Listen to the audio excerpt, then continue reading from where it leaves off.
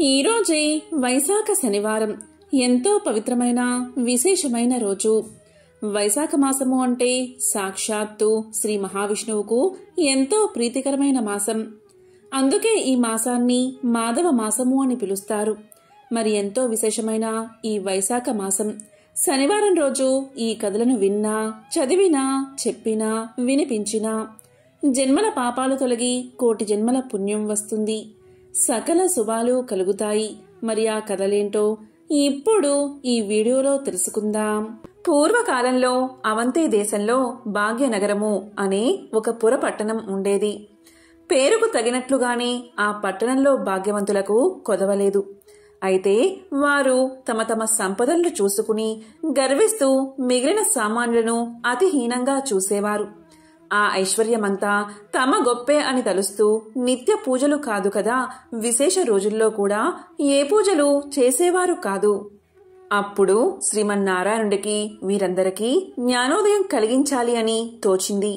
ఒక రోజున ఆ ధనవంతులు విందు వినోదాలతో మునిగి తేలుతున్నారు. ఆ పట్టణ తూర్పు వీధుల్లో కల శ్రీ లక్ష్మీనారాయణ ఆలయంలో కనీసం దీపం వెలిగించే నాదుడు కూడా కరువయ్యాడు.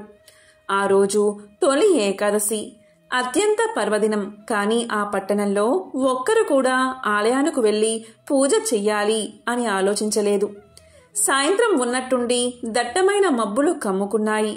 బ్రహ్మాండమైన కుంభవృష్టి కురిసింది. వ్యాపారులందరి ఇల్లు నీటిలో మునిగిపోయాయి. అంతా గాఢాంధకారం.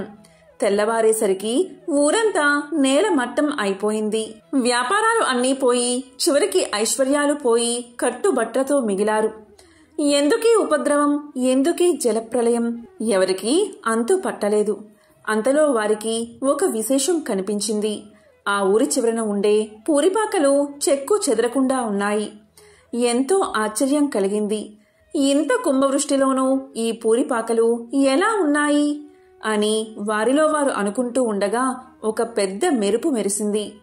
అప్పుడు ఆకాశవాణి ఇలా పలికింది: ఓ మూర్ఖులారా, మీ సంపదలన్నీ మీ గొప్పతనం అని భావిస్తూ ఉండడం వల్లే ఇలా జరిగింది.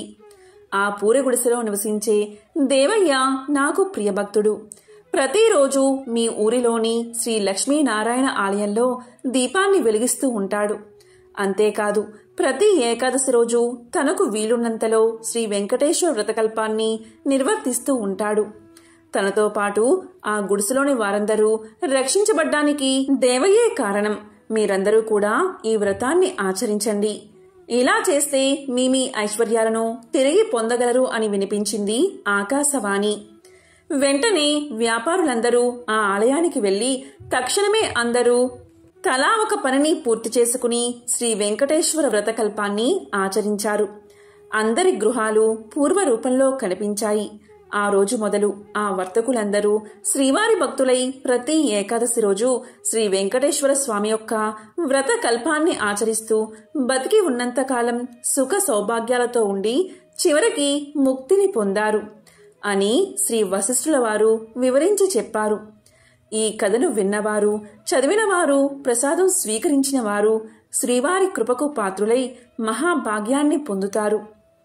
పూర్వకాలంలో నగరి అనే గ్రామంలో ధనగుప్తుడు అనే ఒక వ్యాపారి ఉండేవాడు. అతను పరమ లోభి. ఎంత ధనాన్ని సంపాదించినా అతని లోభితనానికి అంతులేకుండా పోయేది. ఈ ఐశ్వర్యమంతా తన గొప్పే అని భ్రమలో కొట్టు మిట్టాడుతూ ఉండేవాడు. ఎంతటి వారినైనా ఈ అహంకారమే కదా పాతాళానికి అనగదొక్కేది. ధనగుప్తుడి భార్య కాంతిమతి. ఆమె ఎంతో భక్తి కలిగి ఉండేది. వారికి 3 కుమార్తెలు. చివరి కూతురైన కుమారికి దైవభక్తి ఎక్కువగా ఉండేది. ఎల్లప్పుడూ ఆ శ్రీనివాసుణ్ణి తలుస్తూ ఉండేది. తండ్రికి తెలియకుండా వీలు ఉన్నప్పుడల్లా శ్రీ వెంకటేశ్వర స్వామివారి ఆలయానికి వెళ్లి స్వామిని దర్శించుకుని వస్తూ ఉండేది చిన్న కూతురైన కుమారి. ఆమె ఆలయానికి వెళ్లినప్పుడల్లా అక్కడ ఇచ్చిన ప్రసాదాన్ని ఇంటికి వచ్చి అందరికీ ఇచ్చినా తండ్రి మాత్రం ఎప్పుడూ తీసుకునేవాడు కాదు. భర్త ప్రవర్తనకు కాంతిమతి ఎంతగానో బాధపడేది. ఒకరోజు కుమారి తన స్నేహితురాలి ఇంట శ్రీ వెంకటేశ్వర స్వామివారి వ్రతం జరుగుతుంది అని తెలుసుకుని వెళ్ళాలి అని అక్కడికి వెళ్తుంది. వ్రతం పూర్తయ్యేసరికి మిట్ట మధ్యాహ్నమయ్యింది. ప్రసాదాన్ని తాను స్వీకరించి కొంచెం పొట్లంగా కట్టుకుని ఇంటికి బయలుదేరింది కుమారి. మార్గమధ్యలోకి వచ్చేసరికి ఎండ తీవ్రత ఎక్కువైంది. ఎక్కడైనా కొంచెం దాహం తీర్చుకుందామని కుమారి అనుకోగానే ఆ పక్క వీధిలోనే తన తండ్రి అంగడి ఉందని కుమారికి గుర్తొచ్చింది. వెంటనే అంగడికి వెళ్లి వ్రతం గురించి తండ్రికి చెప్పకుండా నీళ్లు అడిగి తాకింది. తండ్రి కోపగించుకుంటాడు అనే భయంతో కంగారుగా దాహం తీర్చుకుని వడివడిగా ఇంటిదారి పట్టింది కుమారి. ఈ హడావిడిలో కుమారి ప్రసాదం పొట్లం దుకాణంలోనే మర్చిపోయి ఇంటికి వెళ్లిపోయింది. ఇంతలో ఆ బజారులో ఒక్కసారిగా అలజడి మొదలైంది. ప్రజలందరూ హాహాకారాలు చేస్తూ గగ్గోలు పెడుతున్నారు. పెద్ద అగ్ని ప్రమాదం సంభవించి ఆ వీధిలోని దుకాణాలన్నీ అగ్నిదేవుడి ప్రతాపానికి ఆహుతి అవ్వడం మొదలుపెట్టాయి. అసలే మెట్ట మధ్యాహ్నం, దానికి తోడు తీవ్రమైన వడగాలి.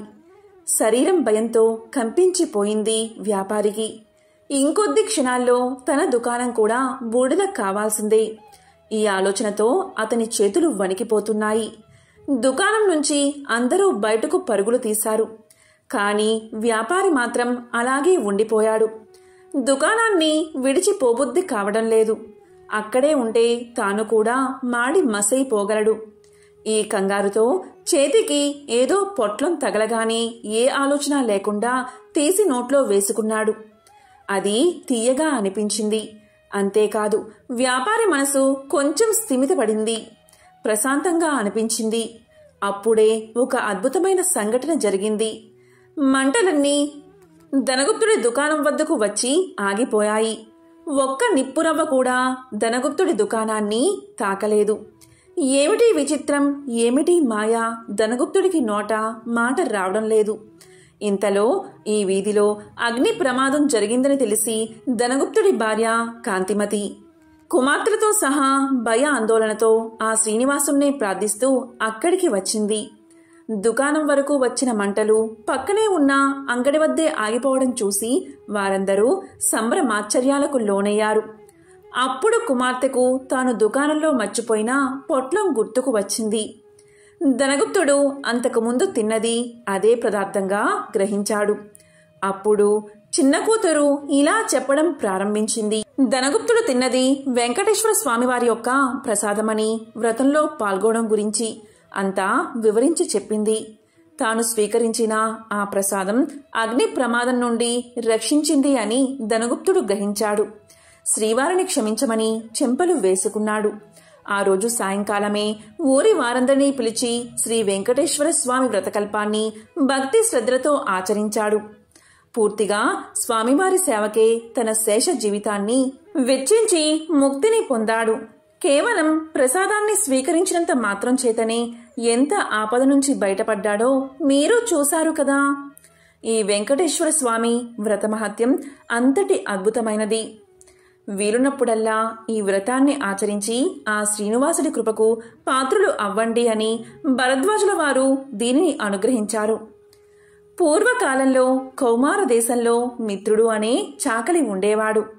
అతను తన కులవృత్తిని నిర్వహిస్తూ వీలున్నంతలో దాన ధర్మాలు చేస్తూ ధర్మపరంగా జీవితాన్ని గడిపేవాడు. కాని అతని దిగులంతా అతనికున్న అవిటితనమే. కాలు అవటిది కావడం వల్ల ఉతికిన బట్టలను మూటలు కట్టి ఇంటింటికి తిరిగి ఇవ్వడం చాలా కష్టంగా ఉండేది అతనికి. దానికి తోడు గంపెడు సంసారం. కష్టపడకపోతే పూట గడవదు. ఎల్లప్పుడూ ఆ చాకలివాడు శ్రీనివాసుణ్ణి ప్రార్థిస్తూ ఉండేవాడు. ఏదో ఒక రోజున ఆ స్వామి తన్ని కరుణించకుండా పోతాడా అనే నమ్మకంతో జీవితం గడిపేవాడు. భక్త సులభుడైన ఆ శ్రీమన్నారాయణుడు ఇదంతా గమనిస్తూనే ఉన్నాడు. ఎవరికైనా వారి పూర్వజన్మ కర్మ నివృత్తి అయ్యే సమయానికి శ్రీనివాసుడే ఏదో ఒక రూపంలో వచ్చి తన భక్తులను తప్పకుండా ఆదుకుంటాడు. ఒకరోజు సాయంకాలం ఎప్పటిలాగే మిత్రుడు చాకిరేవి నుండి బట్టల మూటతో తిరిగి వస్తున్నాడు. మార్గమధ్యలో అతనికి ఒక ముసలి బ్రాహ్మణుడు కనిపించాడు. సహజంగానే భక్తి శ్రద్ధలు కలవాడు అవడం వల్ల మిత్రుడు భుజం మీద మూటను కిందకు పెట్టి ఆ బ్రాహ్మణుడికి నమస్కారం చేశాడు. అప్పుడు ఆ విప్రోత్తముడు ఇలా పలికాడు, ఎంతో బాధపడుతున్నావు. నీ బాధ చూడ్డానికే నాకు చాలా కష్టంగా ఉంది. నువ్వెంత కష్టపడుతున్నావో కదా అని అడిగాడు. అప్పుడు మిత్రుడు ఇలా అన్నాడు, స్వామి, మీరు ఎవరో కాని మహానుభావుల్లాగా ఉన్నారు. నాది గంపెడు సంసారం. ఆ సంసార భారం చేత నాకు ఈ పని చేయడం తప్పడం లేదు. ఈ అవిటితనం పోయే మార్గం ఏదైనా ఉంటే సెలవు ఇవ్వండి అని విన్నవించుకున్నాడు. అప్పుడు ఆ ముసలి బ్రాహ్మణుడు ఇలా చెప్పాడు, నాయనా, తప్పకుండా చెబుతాను. సావధానంగా విను. నీ అవిటితనం పోవడమే కాకుండా నీకు అష్ట ఐశ్వర్యాలు కలిగే వ్రతం ఒకటి ఉంది. దాన్ని ఆచరించిన మరుక్షణమే నీకు 1000 వరహాలు లభిస్తాయి. అయితే ఒక్క షరతు, అందులో సగం నాకు సమర్పించాలి. రేపు మళ్ళీ ఇదే సమయానికి ఇక్కడికి వస్తాను అని చెప్పాడు ఆ బ్రాహ్మణుడు. అప్పుడు చాకలివాడు ఇలా పలికాడు, స్వామి, ఇంతకు మించిన మహాభాగ్యం ఏముంటుంది? ఆ వ్రతమేదో ఏ రోజు ఆచరించాలో సెలవియ్యండి అని ప్రార్థించగా బ్రాహ్మణుడు శ్రీ వెంకటేశ్వర వ్రతకల్పాన్ని వివరంగా చెప్పాడు. అప్పుడు మిత్రుడు రెట్టించిన ఉత్సాహంతో ఇంటికి వచ్చి ఈ విషయం గురించి భార్యకు చెప్పి ఇరుగు పొరుగుల వారిని ఆహ్వానించి వెంకటేశ్వర స్వామి వ్రతాన్ని ఆచరించి తీర్థ ప్రసాదాలు తాను స్వీకరించి వచ్చిన వారందరికీ పెట్టాడు. ఇంతలో ఇంటి బయట ఏదో కోలాహలం వినబడింది. మిత్రుడి కుమారుడు ఇంటి బయట నుంచి పరుగు పరుగున వచ్చి, నానా, రాజుగారి భటులు మీకోసం వచ్చారు. రాజుగారు మీకు కట్న కానుకలు పంపించారట అని పలికాడు. వెంటనే రాజభటులు వచ్చి మిత్రుడితో ఇలా అన్నారు, రాజుగారి ఆస్థానంలో నిన్ను చాకలిగా నియమించారు అని చెప్పి 1000 వరహాలు బహుమానంగా ఇచ్చారు. 1000 వరహాల మూట పెట్టి 1 వారం లోపల వచ్చి రాజుగారి కొలువులో చేరవలసింది అని తెలియచేశారు. మిత్రుడి ఆనందానికి అవధులు లేవు. వారం దాకా ఎందుకు, రేపే వెళ్తాను అని మూటాముళ్ళు సర్దుకుని మరుసటి రోజు తెల్లవారుజామునే ప్రయాణం కట్టాడు. ఆ ఆనందంలో ఆ ముసలి బ్రాహ్మణుడి సంగతే మర్చిపోయాడు. మార్గమధ్యలో గుర్తుకు రాగా 1 నెల తర్వాత కలవచ్చులే అనుకున్నాడు చాకలి. వెళ్ళి రాజుగారి ఆస్థానంలో చేరాడు. రోజులు నెలలు గడిచిపోతున్నాయి. ఆ బ్రాహ్మణుడికి ఇచ్చిన మాట పూర్తిగా మర్చిపోయాడు. అప్పుడు బ్రాహ్మణ రూపంలో వచ్చిన ఆ స్వామివారికి కోపం వచ్చింది. మానవ నైజం ఇంతే అనుకున్నారు. స్వామివారు తన మహత్యాన్ని చూపించాలి అని నిర్ణయించుకున్నారు. మరుసటి రోజే రాజుగారి ఆస్థానంలోని రాణిగారి నగలు మాయమయ్యాయి. మిత్రుడికి కఠిన కారాగార శిక్ష పడింది. రాజభటులు మిత్రుణ్ణి పలు విధాలుగా శిక్షించారు. ఎందుకు ఇలా జరిగింది, ఎందుకీ అమాండం తన మీద పడింది అని తలుస్తున్న మిత్రుడికి ఆ రాత్రి స్వామివారు కలలో కనబడి వృద్ధ బ్రాహ్మణి రూపంలో వచ్చింది తనే అని, తనకు ఇచ్చిన మాట నిలబెట్టుకోకపోవడం వల్లే ఇలా జరిగిందని తెలియచేశారు. అప్పుడు మిత్రుడు ఇలా పలికాడు, స్వామి, నేను ఎంతో పాపాత్ముడిని. ఎంతటి అపరాధం చేశానో దయచేసి నన్ను కరుణించండి. ప్రతి నెల మీ వ్రతాన్ని ఆచరిస్తాను. నా సంపాదనలో సగం భాగం ప్రతి నెల జీవితాంతం తమకే సమర్పిస్తాను అని చెంపలు వేసుకుని స్వామివారిని పరిపరి విధాలుగా వేడుకున్నాడు. భక్తజన బాంధవుడైన స్వామివారు అందుకు సంతోషించి మిత్రుణ్ణి అనుగ్రహించారు. శ్రీవారి అనుగ్రహం చేత రాణిగారి నగలు వేరే ప్రదేశంలో మరుసటి రోజే దొరికాయి. మిత్రుడు దొంగలించలేదు అని రాజుగారు గ్రహించారు. మిత్రుణ్ణి కారాగారం నుంచి వదిలేశారు. అప్పట్నుంచి మిత్రుడు స్వామివారికి ఇచ్చిన మాట ప్రకారం ప్రతి నెల శ్రీ వెంకటేశ్వర స్వామివారి వ్రతాన్ని ఆచరిస్తూ తన సంపాదనలో సగభాగం స్వామివారికే సమర్పిస్తూ కలకాలం సుఖంగా జీవించి చివరన ముక్తిని పొందాడు అని అత్రి మహర్షివారు సెలవిచ్చారు. పూర్వకాలంలో సుగద సామ్రాజ్యంలో విష్ణుచిత్తుడు అనే శ్రీహరి ప్రియభక్తుడు ఉండేవాడు. అతనికి 9 మంది ఆడపిల్లలు. అతను ఎంతో పాండిత్యం తెలిసినవాడు. అయినా కూడా పేదరికంలో బాధపడుతూ ఉండేవాడు. విష్ణుచిత్తుడి భార్య తారామతి ఎల్లప్పుడూ ఆ శ్రీమన్నారాయణుడి పాద పద్మాలయంతే మనసు లగ్నం చేసి ప్రార్థిస్తూ ఉండేది. అప్పుడప్పుడు వివాహాది శుభకార్యాల్లో పాల్గొనేవాడు విష్ణుచిత్తుడు. దక్షిణగా వచ్చే కొద్దిపాటి సొమ్ముతో అష్ట కష్టాలు పడుతూ సంసార సాగరాన్ని సాగిస్తున్నాడు. పిల్లల పెళ్లిళ్ళు ఎలా జరపాలి అని ఆలోచిస్తూ శ్రీనివాసుని తలుచుకుంటూ కాలం గడిపేది విష్ణు చిత్తుని భార్య. ఒకరోజు ఉదయాన్నే ఒక వృద్ధ బ్రాహ్మణుడు విష్ణు చిత్తుని ఇంటి తలుపు తట్టాడు. అయ్యా, నేను వంగదేశపు వాడిని. ఒక యజ్ఞం నిమిత్తం వెళుతూ దారి మధ్యలో ఈ దేశానికి వచ్చాను. దయచేసి ఈ ఒక్కరోజు మీ ఇంట్లో ఉండనిస్తే తిరిగి రేపు ఉదయాన్నే వెళ్ళిపోతాను అని అర్థించాడు. అప్పుడు విష్ణు చిత్తుల వారు ఇలా పలికారు, స్వామి, అంతకు మించిన అదృష్టం మాకేముంది? తమరు ఎటువంటి సంకోచమూ లేకుండా మా ఇంటిలో ఉండండి అని ఆ వృద్ధ బ్రాహ్మణుణ్ణి లోపలికి తీసుకువచ్చి సపరి చర్యలు చేశాడు. వృద్ధ బ్రాహ్మణుడు విష్ణుచిత్తుడి భార్యను చూసి ఇలా అన్నాడు, ఏమమ్మా అలా ఉన్నావు? ఏమిటి నీ దిగులు? నాకు చెప్పు అన్నాడు. అప్పుడు తారామతి ఇలా పలికింది, స్వామి, మీరు చూస్తే తేజో సంపన్నులాగా ఉన్నారు. నాకు చింత ఏమీ లేదు. కేవలం నా బాధ అంతా నా బిడ్డల వివాహం గురించి మాత్రమే అని విన్నవించింది. అప్పుడు వృద్ధ బ్రాహ్మణుడు ఇలా పలికాడు, నీ కష్టాలన్నీ తొలగి నీ కుమార్తెలకు శుభప్రదంగా వివాహం కలగడానికి ఒక అద్భుతమైన వ్రతాన్ని చెప్తాను. ఆ వ్రతాన్ని ఆచరించడం వల్ల మీ కష్టాలన్నీ తొలగిపోయి భోగ భాగ్యాలతో తులతూగుతారు. శ్రీ వెంకటేశ్వర స్వామివారి వ్రతం ఎంతో సులభతరం అని వ్రత విధానాన్ని మొత్తం ఆ దంపతులకు వివరించి చెప్పాడు. అప్పుడు విష్ణుచిత్తుడు సంతోషించి ఇలా పలికాడు, స్వామి, మహా సంతోషం. ఇంతకు మించిన మహాభాగ్యం మాకు ఏముంటుంది? ఎన్నో రోజులు ఎందుకు, శుభస్థ శీఘ్రం అని అన్నారు కదా మన పెద్దలు. ఈరోజే శనివారం. ఎంతో శుభమైన ఈ రోజు తమరు సెలవిచ్చిన శ్రీ వెంకటేశ్వర స్వామివారి వ్రతాన్ని ఆచరిస్తాము అని విష్ణుచిత్తుల దంపతులు తమ కుమార్తె అందరితో కలిసి ఆ రోజు సాయంకాలమే బంధుమిత్రులను ఆహ్వానించి శ్రీ వెంకటేశ్వర స్వామివారి వ్రతాన్ని అత్యంత భక్తి శ్రద్ధలతో ఆచరించారు. వచ్చిన భక్తులందరూ వ్రతం పూర్తయిన తర్వాత తీర్థ ప్రసాదాలు స్వీకరించి తమ తమ గృహాలకు వెళ్లిపోయారు. అప్పుడు విష్ణుచిత్తుల వారు భార్యాసమేతంగా ఆ వృద్ధ బ్రాహ్మణుడుకు పాద సత్కార్యాలు గావించి తమ దంపతులను ఆశీర్వదించవలసిందిగా కోరుకున్నారు. ప్రసాదాలు తాము కూడా స్వీకరించారు. ఆ బ్రాహ్మణుడు కూడా ఆ వ్రత ఫల నైవేద్యాలను స్వీకరించి మనోభీష్ట ఫల సిద్ధిరస్తు అని పలికాడు. శ్రీ లక్ష్మీ శ్రీనివాస కటాక్ష సిద్ధిరస్తు అని ఆశీర్వదించాడు. ఇంతలో చీకటి పడి నిద్ర సమయమైంది. అప్పుడు విష్ణుచిత్తుడు బ్రాహ్మణుడికి ఒక చిరిగిన దుప్పటిని ఇచ్చి కన్నీళ్లు పర్యంతమై ఏడ్చి ఇలా పలికాడు, స్వామి, కడు పేదవాడైన నేను, నా వద్ద ఇంతకు మించి మంచి దుప్పటి లేదు.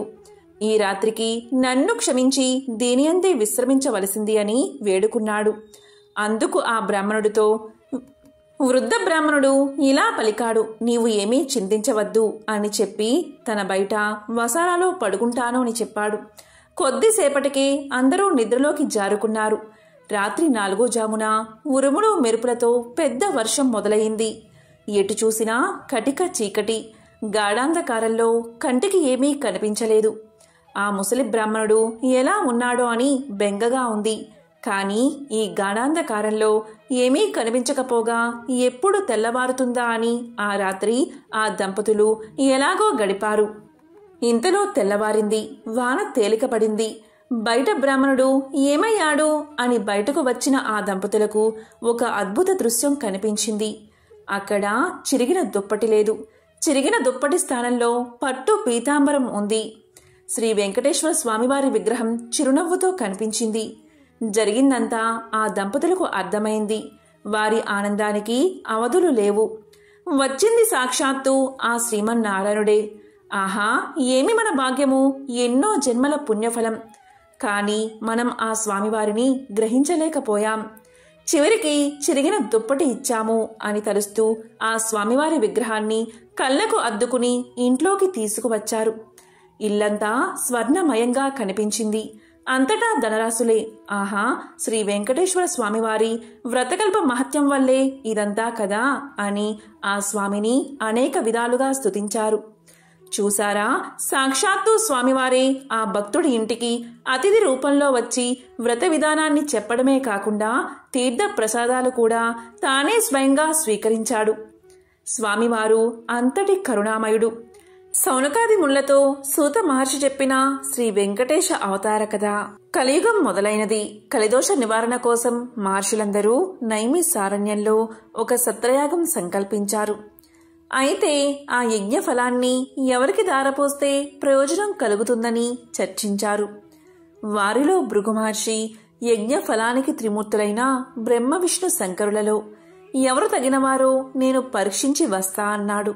ఆయన మహా తపస్సాలి. ముళ్లంతా ఆమోదించారు. ఆయన ముందుగా వెళ్లి సత్యలోకం చేరుకున్నాడు. బ్రహ్మ అతడి రాకను గమనించక సరస్వతి వీణానాదంలో మునిగిపోయి ఉన్నాడు. దానితో భృగుకు కోపం వచ్చి, మహా తపస్సాలినైనా నన్ను అతిథిగా మన్నించలేకపోయావు. సృష్టికర్తనని అహంకరిస్తున్న నీకు భూలోకంలో ఎక్కడా పూజా పురస్కారాలు లేకుండా పోవుగా కాని శపించాడు. తరువాత కైలాసానికి వెళ్లాడు. అక్కడ పరమేశ్వరుడు పార్వతితో ఆనందనాట్యం చేస్తూ భృగురాకను గమనించలేదు.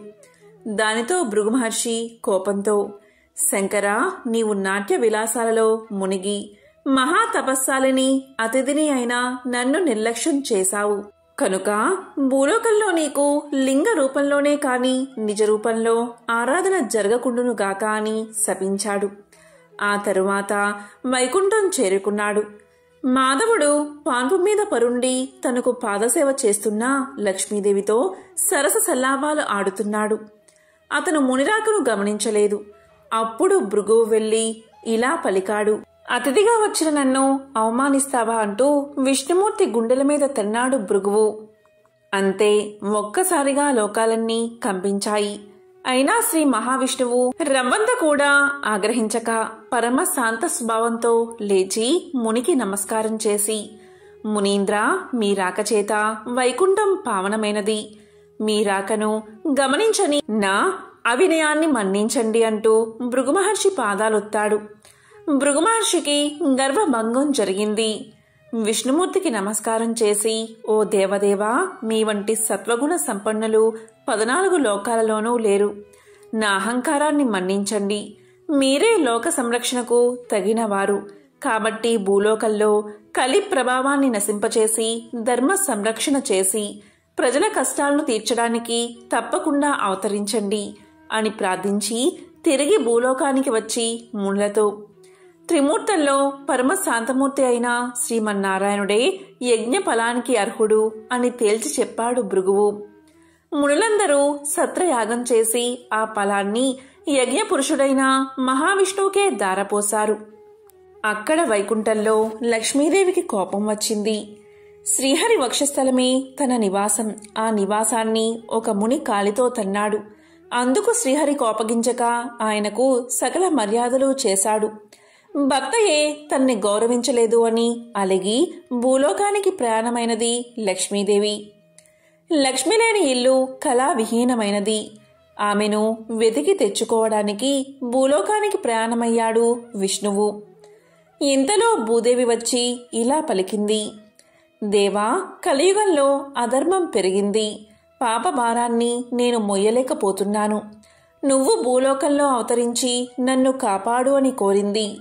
వెంటనే శ్రీ మహావిష్ణువు శ్రీనివాసుడు అనే పేరుతో భూలోకానికి దిగివచ్చి లక్ష్మి కోసం వెతకడం ప్రారంభించాడు.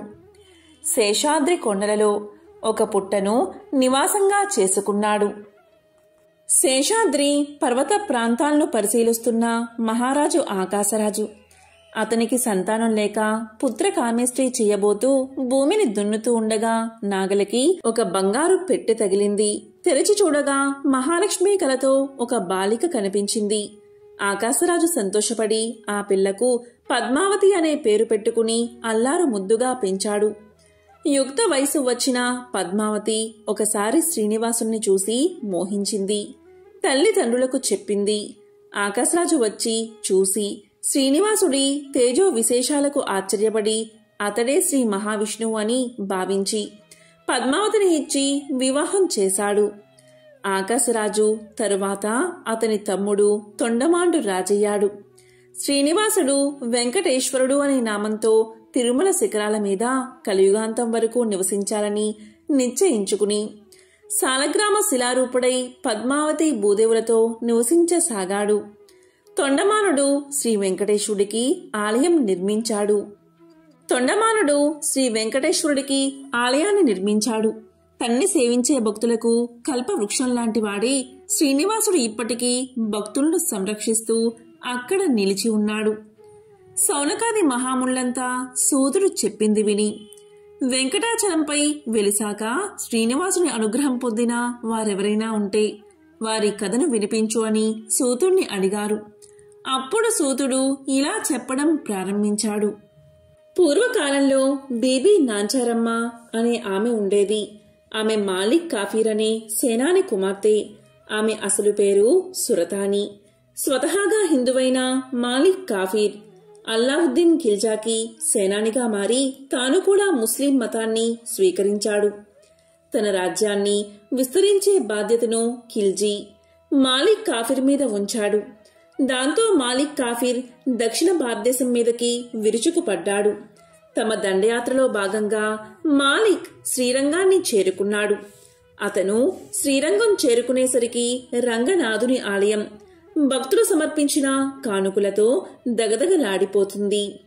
పంచలోహాలతో రూపొందించిన స్వామి యొక్క ఉత్సవమూర్తిని చూసిన కాఫీర్ కళ్ళు చెదిరిపోయాయి. అలాంటి విగ్రహాలను కరిగిస్తే ఎంత ధనం సమకూరుతుందో కదా అనుకున్నాడు లోపల. అలా తన దండయాత్రలో దోచుకున్న వందలాది విగ్రహాలలోకి రంగనాథుడి ఉత్సవ విగ్రహాన్ని కూడా చేర్చుకుని ఢిల్లీకి బయలుదేరాడు కాఫీర్. ఢిల్లీకి చేరుకున్న తర్వాత తాను దోచుకున్న సొత్తుని తన కుటుంబం ముందర గొప్పగా ప్రదర్శించాడు మాలిక్ కాఫీర్. వాటినిటి మధ్య శోభాయమానంగా వెలిగిపోతున్న రంగనాథుడి విగ్రహాన్ని చూసిన అతని కూతురు తనకు ఆ విగ్రహాన్ని ఇవ్వమని తండ్రిని అడిగింది. ఆ విగ్రహం ఆమె చేతికి అందిందే తడువుగా దాన్ని తన తోడుగా భావించసాగింది. విగ్రహానికి అభిషేకం చేయడం, పట్టు వస్త్రాలతో అలంకరించడం, ఊయల ఊపడం అలా తనకు తెలియకుండానే ఒక ఉత్సవమూర్తికి చేసే కైంకర్యాలన్నిటినీ ఆ విగ్రహానికి అందించసాగింది. ఆ విగ్రహంతో ఒక్కో రోజు గడుస్తున్న కొద్దీ దానిమీదే సురతాని మనసు లగ్నం కాసాగింది. మరోపక్క రంగనాథుడి ఉత్సవమూర్తిలేని శ్రీరంగం వెలవెలబోయింది. దండయాత్రలో చనిపోయిన కుటుంబాలు ఎంతగా బాధపడ్డాయో రంగనాథుడి విగ్రహం కోల్పోయిన భక్తులు అంతే బాధలో మునిగిపోయారు. చివరికి భక్తులందరూ ధైర్యం తెచ్చుకుని ఆ మాలిక్ కాఫీర్ని వేడుకునేందుకు ఢిల్లీ ప్రయాణమయ్యారు. సాక్షాత్తు ఆ రామానుజాచార్యులే వారికి ప్రాతినిధ్యం వహించారని చెబుతారు. రంగనాథుడి ఉత్సవమూర్తిని వెతుక్కుంటూ తన ఆస్థానాన్ని చేరుకున్న అర్చకులను చూసి మాలిక్ కాఫీర్ యొక్క మనసు కరిగిపోయింది. ఆ విగ్రహాన్ని వారు తిరిగి తీసుకువెళ్లేందుకు సంతోషంగా అనుమతిని అందించాడు. అయితే ఆపాటికే రంగనాథుడి మీద మనసు పడిన సురతాని గురించి విన్న అర్చకులు ఆమె ఆదమర్చి నిద్రించే సమయంలో ఆ విగ్రహాన్ని ఊరు దాటించారు. సురతాని ఉదయాన్నే లేచి చూస్తే ఇంకేముంది, తన కలల ప్రతిరూపం కనుమరుగు అయినది. ఎవరు ఎంత ఓదార్చినా సురతాని మనసు శాంతించలేదు. ఆ విష్ణుమూర్తిని తన పతిగా ఎంచుకున్నానని కరాఖండిగా చెప్పేసింది. ఆ విగ్రహాన్ని వెతుక్కుంటూ తాను కూడా శ్రీరంగానికి పయనమైనది. అప్పుడు శ్రీరంగం చేరుకున్న సురతాని ఆ రంగనాథుడిలో ఐక్యమైపోయిందని చెబుతారు. ఇప్పటికీ శ్రీరంగంలో ఆమె నిలువెత్తు రూపాన్ని చూడవచ్చు.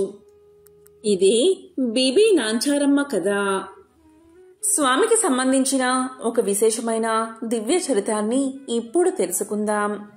పూర్వం ఒకసారి సనక సనందనాది మహర్షులందరూ వైకుంఠంలోని శ్రీమన్నారాయణుని దర్శనం చేసుకున్నారు. ఆయన్ని అనేక విధాలుగా స్తుతించిన తరువాత తాము వచ్చిన పనిని తెలియచేశారు. వారు ఈ విధంగా పలికారు: కలియుగంలో ధర్మం ఒంటి పాదంలో నడుస్తుంది. ప్రజలు ఆహార విహారాలకే ప్రాధాన్యత ఇస్తూ ఆచారహీనులుగా జీవిస్తూ కామక్రోధాలకు వసులై కలి ప్రభావంతో అధర్మబద్ధమైన జీవితాన్ని గడుపుతున్నారు. అందువల్ల ప్రజల్ని చక్కదిద్ది ధర్మాన్ని ఉద్ధరించే ఉపాయం సెలవు ఇవ్వమని మహర్షులు శ్రీ మహావిష్ణువును అర్థించారు. అప్పుడు శ్రీ మహావిష్ణువు ఈ విధంగా చెప్పడం ఆరంభించాడు: అధర్మం ప్రబలినప్పుడు స్వయంగా యుగయుగమునందున అవసరాలకు అనుగుణంగా వివిధ అవతారాలు ధరించాను. కానీ కలియుగం పాప భూయిష్టమై అధర్మం ప్రబలనిది. కలియుగంలో మొదటిగా తిరుమల వైకుంఠంలో ప్రత్యక్షంగా, తరువాత లక్ష్మీ క్రీడా స్థానమై మానవుల యొక్క ఘోర సంసార బాధలను సాగరమున నౌకవలే దరిచేచున్నది అయిన దక్షిణ గంగగా పేరుగాంచిన గౌతమి గోదావరి తీరమున ఒక పురమనడి అంటే వాడపల్లి పురమందు అవతరించి భక్తులను ఉద్ధరిస్తాను అని పలికాడు మహావిష్ణువు. ఈ విధంగా ఆయన ఇచ్చిన మాట ప్రకారం కలియుగ ప్రారంభమున తిరుమలలో శ్రీవారు అవతరించడం జరిగింది. తరువాత మహర్షులందరూ గోదావరి పుట్టిన ప్రాంతమైన నాసికా త్రయంబకం వద్ద తపస్సు చేసుకుంటూ ఉన్నారు. అప్పుడు శ్రీ స్వామివారు వారిని అనుగ్రహించి ఎర్ర చందనము అనే కొయ్యలో లక్ష్మీ సహితంగా అవతరించడం జరిగింది. ఇక మహర్షులందరూ శ్రీవారిని అర్చించుకుంటూ ఉండగా శ్రీ స్వామివారి ఆజ్ఞ మేరకు ఒక చందన వృక్ష పేటికలో ఉంచి గౌతమ వాడపల్లి క్షేత్రం చేరుకుని భక్తులను అనుగ్రహిస్తాను అని స్వామి తెలియచేశాడు. కొంతకాలానికి నౌకాపురి ప్రజలకు అంటే వాడపల్లి ప్రజలకు గౌతమి ప్రవాహంలో కొట్టుకు వస్తున్న చందన వృక్షం కనిపించింది. తీరానికి తీసుకువద్దామని వెళ్ళినంతలో అదృశ్యమైపోవడం ప్రారంభించింది. ఈ విషయమై గ్రామస్తులందరూ పండితులతో చర్చించిన శ్రీవారి యొక్క లీలలు వారెవరూ కనుగొనలేకపోయారు.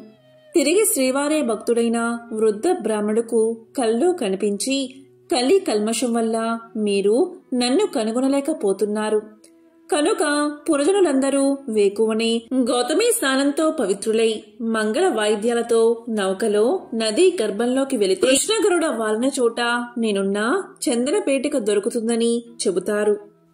దాంతో పురజనులు శ్రీ స్వామివారి ఆదేశాన్ని పాటించి నౌకలో నది గర్భంలోకి వెళ్లగా చందన పేటిక లభించింది. దాన్ని తీరానికి తీసుకువచ్చి నిపుణుడైన శిల్పితో తెరిపించగా అందులో శంఖచక్ర గదాధారుడే లక్ష్మీ సహితుడైన దివ్య మంగళ విగ్రహం కనిపించింది. అంతలోనే అక్కడికి దేవర్షి నారదుడు విచ్చేశాడు. గతంలో మహర్షులు వైకుంఠానికి వెళ్లి ప్రజలకు ధర్మాన్ని ఉద్ధరించడానికి ఉపాయం చూడవలసిందిగా విష్ణువును ప్రార్థించడం, విష్ణువు నౌకాపురిలో అర్చావతారంగా వెలుస్తానని చెప్పడం మొదలైన విషయాలు నారదుడు పురజనులకు వివరించాడు. అందుకు నిదర్శనంగా శ్రీ స్వామివారు కటిహస్తానికి బదులుగా గదాధారుడై వెలుయుట జరిగినది. తరువాత సప్త ప్రాకారాలతో దేవాలయాన్ని కట్టింప చేశాడు. వేమంటే పాపాలను, కట అంటే పోగొట్టేవాడు కనుక స్వామికి వెంకటేశ్వరుడని నాలుడే స్వయంగా నామకరణం చేసి ప్రతిష్ఠింప చేశాడు. వాడపల్లి శ్రీ వెంకటేశ్వర స్వామి నిలువెత్తు రూపం చూడగానే మనస్సును ఆకట్టుకుని తిరుమలేశుని దర్శించిన అనుభూతి మనకు కలుగుతుంది. భారతదేశంలో అశేష భక్తజనం దర్శించే ఆరాధ్య దేవాలయాల్లో వాడపల్లి ఒకటి. వాడపల్లి తీర్థమనగా వాడవాడలా ఉత్సవమే, ఆ బాలగోపాలానికి ఆనందమే. ప్రతి ఏటా చైత్రశుద్ధ ఏకాదశి నాడు శ్రీ స్వామివారి తీర్థం కళ్యాణోత్సవం వైభవంగా జరుగుతాయి. తిరుపతి మహాక్షేత్రానికి సమీపంలో ఒక పల్లెలో భీముడు అని ఒక కుమ్మరివాడు ఉండేవాడు. అతను పేదవాడు. కుండలను తయారు చేసి వాటిని అమ్ముకుని జీవనం సాగించేవాడు. అతనికి శ్రీనివాసుడిపై భక్తి ఎక్కువ. చిరకాలం దేవుణ్ణి పూజించాలి అని ఉన్నా కుటుంబ పరిస్థితిని బట్టి అతనికి అలాంటి అవకాశం ఉండేది కాదు. అందువల్ల తాను కుండలను తయారు చేసే ప్రదేశంలో శ్రీ వెంకటేశ్వర స్వామివారి ప్రతిమను ఉంచుకున్నాడు. సారెపై కుండలను తయారు చేసేటప్పుడు తన చేతికి అంటిన మట్టిని పుష్పంగా చేసి భక్తితో స్వామివారి ప్రతిమ వద్ద ఉంచుతూ ఉండేవాడు. అది అతని నిత్య కృత్యంగా మారింది. ఆ ప్రాంతాన్ని పరిపాలిస్తున్న రాజు తొండమాండు కూడా శ్రీ వెంకటేశ్వర స్వామివారి యందు భక్తి కలిగి ఉండేవాడు. తొండమానుడు ప్రతిరోజు వెంకటాచలానికి పోయి స్వామివారిని బంగారు పూలతో అర్చించేవాడు. కొంతకాలానికి అతడిలో అహంకారం పెరిగింది. అతను పూజ చేయడానికి ఉద్యుక్తుడు అవుతూ ఉండగా తాను నిన్న పూజించిన బంగారు పూల స్థానంలో మట్టిపూలు స్వామివారి దగ్గర కనిపించాయి. కారణం అతనికి అర్థం కాలేదు. అర్చకులు తానుంచిన బంగారు పూలను అపహరించి మట్టిపూలు ఉంచుతున్నారని అనుమానించాడు. తన భటులను కాపలాగా ఉంచాడు. రాజు ఎన్ని విధాలుగా ప్రయత్నం చేసినా బంగారు పూల స్థానంలో మట్టి పువ్వులే స్వామివారి దగ్గర ఉండేవి. దీంతో మహారాజుకు మానసిక వ్యధ పెరిగింది. చింతాపీడితుడైన అతనికి శ్రీ వెంకటేశ్వర స్వామి కల్లో కనిపించి ఇలా తెలియచేశాడు. రాజా, సమీప గ్రామంలో భీముడు అనే కుమ్మరి ఉన్నాడు. అతడు కుండలు చేస్తూ నా స్మరణాన్ని ధ్యానాన్ని విడువక పనులు చేసుకుంటూ ఉంటాడు. అతని భక్తి ప్రభావమున అతడుంచిన మట్టి పువ్వులు ఇక్కడికి నా సన్నిధానానికి చేరుతున్నాయి. నీ ఉంచిన బంగారు పువ్వులు అతడుంచిన పూలమందు నిలవలేక అదృశ్యమైపోతున్నాయి. భక్తిలో అతడు నీకంటే ఉత్తముడు, విచారించుకు అని ఊరడించాడు. తనను మించిన భక్తుడు మరొకడున్నాడని స్వామివారు చెప్పిన మాటలు పరిశీలించడానికై వెంకటాచలానికి సమీపంలో ఉన్న పల్లెలో భటులతో కలిసి తిరగసాగాడు రాజు. ఒక పల్లెలో సారెపై కుండ నుంచి తిప్పుతూ చేతికి అంటిన మట్టిని పుష్పంగా చేసి సమీపంలో ఉన్న శ్రీ వెంకటేశ్వర స్వామివారి ప్రతిమకు సమర్పిస్తున్న భీముణ్ణి చూసి ఆశ్చర్యపడ్డాడు రాజు. దీంతో రాజు భీముణ్ణి సమీపించి, ఓయి, నీవు స్వామిని మట్టి పూలతో ఎందుకు పూజిస్తున్నావు? నీకు పూజకు పుష్పాలు దొరకడం లేదా అని అడిగాడు. అప్పుడు భీముడు రాజుకు నమస్కారం చేసి, మహారాజా, మీ వంటివారు రావడం వల్ల నా ఇల్లు పావనమైనది. నేను చదువురాని మూర్ఖుడిని. స్వామివారిని ఎలా పూజించాలో నాకు తెలియదు. నేను దరిద్రుణ్ణి. కుండలను చేయనిదే నా కుటుంబం గడవదు. కాబట్టి నేను ఉదయం నుంచి సాయంకాలం వరకు కుండలను చెయ్యక తప్పదు. అందువల్ల చేతికి అంటిన మట్టిని పుష్పంగా చేసి ఇలా స్వామివారికి సమర్పించుకుంటున్నాను అని వివరించాడు. దీంతో కుమ్మరివాడి మాటలు విన్న రాజు మిక్కిలి ఆశ్చర్యపడ్డాడు. కుమ్మరివాడి భక్తికి మెచ్చి అతనికి నమస్కారం చేసి తన రాజ్యానికి వెళ్లిపోయాడు. ఆ తరువాత కొంతకాలానికి భీముడు సశరీరంగా వైకుంఠానికి చేరుకున్నాడు. శ్రీ వెంకటేశ్వర స్వామి భీముడి భక్తికి మెచ్చి, ఇక నుండి నా ఉదయం ప్రసాదం మట్టి పాత్రలోనే నివేదించాలని తొండమాను మహారాజుకు కల్లో కనిపించి చెప్పాడు.